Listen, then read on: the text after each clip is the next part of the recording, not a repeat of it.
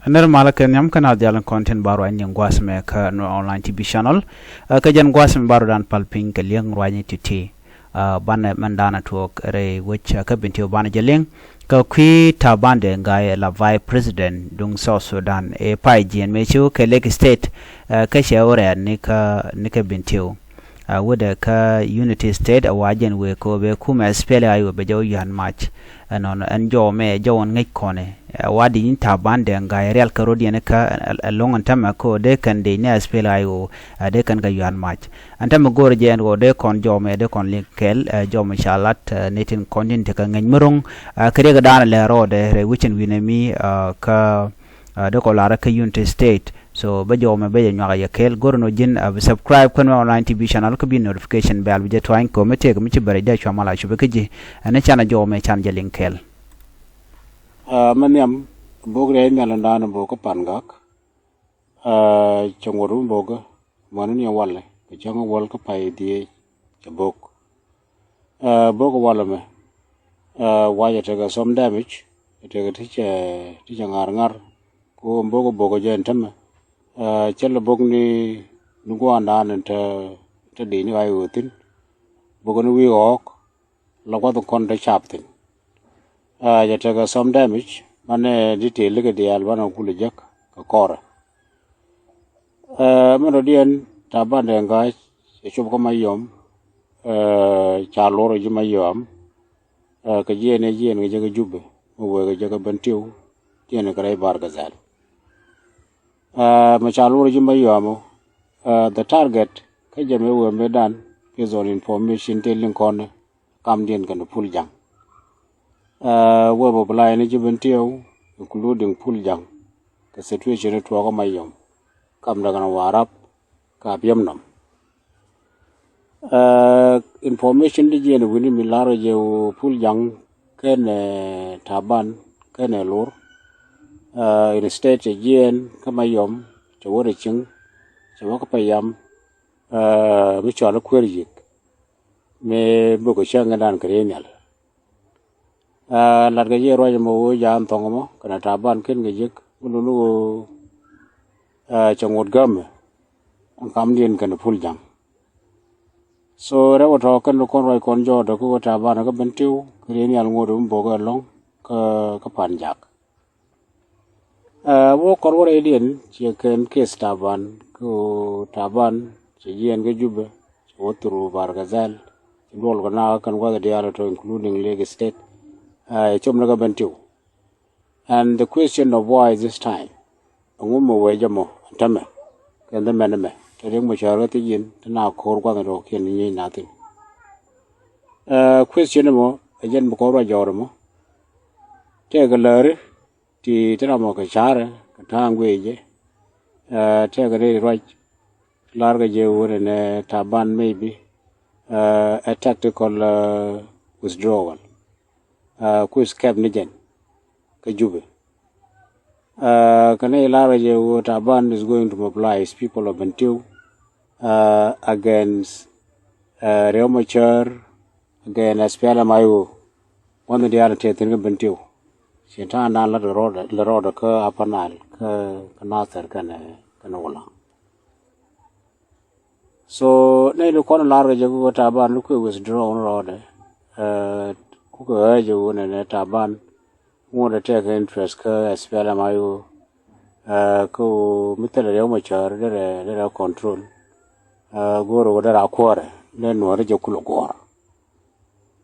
no mo kan lo mi toktin gore chance in case me re mo char mi lara mi hit a problem she mo take it anta me we ke take idea go dong de ro declare as spela mayu dong de ju goro wona ne ba wan kwar so to the alto mi go jige te le yen tok the only truth to taban we go mo blai ni jibentio ko kwa dispatch ke tet ko di situation medan ka benti une de konte kwa keep calm ka side of government te pen ke machakalu big rodian yech ka northern bentiu she man to ko mayom she din to ko no ken so ne de kon te pen ge pen bul ko bul ge kon te ko situation ko maintain ko mar ge jibar ga zal so na bul maren ge jibar ga zal je ta ko bot chakan chi mar mu clean chi symbiotic mi je ta da ne cham go rodin cham go bul ko cham ge jang bar ga zal through hukum chakan chi ta da dan ko ta nen kon jam cha dit ke dia la wo chi attitude bo dung government tu wan mai yom bo chakan chi strong ko ta da ne ku ka maintain ge go run te kon so bul in term position ne ta ga precarious but go take some politicians who are still to go na de mari and thin ga government lakin majority of people like chabul they said enough is enough go na bi ga ta ga shakal chen kor lin kono ri ni kam den ga ji warap mulu ka wo ga ta ban da ga we la wona ne chaplain mobilization of bawalat and the objective is bull because silent. Bull because silent, because silent ke politic, baramat ke rikbim, ke silent ke kor. Ko bedi jente wini be organize, ko bukar bedi. Mete ke kor, ukur ke balonya government, in an location ke bentiu, bala kor mi organize. At a scale mu wejeno. Mululu on tame mu kono which raise situation kon theater nan te gabentiu to be frank bull chaga longa mu kwa silent go kor ngai kono ne ga ta story ka bentiu ni mu ko tere tugduel kel me de bull me de ga silent go kor ka bentiu ko de wan ga ka chigaro ngi bo ka ta organization mu go kor tugduel kel me dit kabum ka Nuer me ni entire jore dan me te jore kore dan chate ka loss me dit kon Nuer ko chi one of the strong element jatarar so bu kwan tame mi jogo lod la kam den garan che me ta ban den ga ka bentiu wo bi ga silent kan bul is very difficult ko mu nang ka tugduel taban ne urji kan dar very few chabul chaga de intimidate ka bentiu ka chi bentiu ro kong chi chemen de le la mar kan ga bul chang in a better situation ko mi chi kur tro kon tama kam kum ka bul de ramat bul automatic so ne ro kon chemen de jage chemen ta chemen de dok chemen de nyong ngod ge ka hostile to the government. So tell ramade nyinga bull now mi bitar no kora kan bull nyinga ke kum nyinga jam bulu telegram ko intimidate ka bentiu the only thing their position ko a chi chong te no ajana bala ne je kan mi chi chong kan dia la the bull go ne ngor ka mar ka jang despite that chaga bokaran yali ka nagagat ken ka chaga joira rai kuma kan decide kumala kan ye ga daga jang ba support ga jiban ti ro ken jang ne ta ban dan ga tel mo long kamala da yare de so taro ka kan din dia la rodin panjak situation panjak kan ra jor pan ko kurun ta ka panjak kormon issue of land interest stat which are called mat kel kan SPDF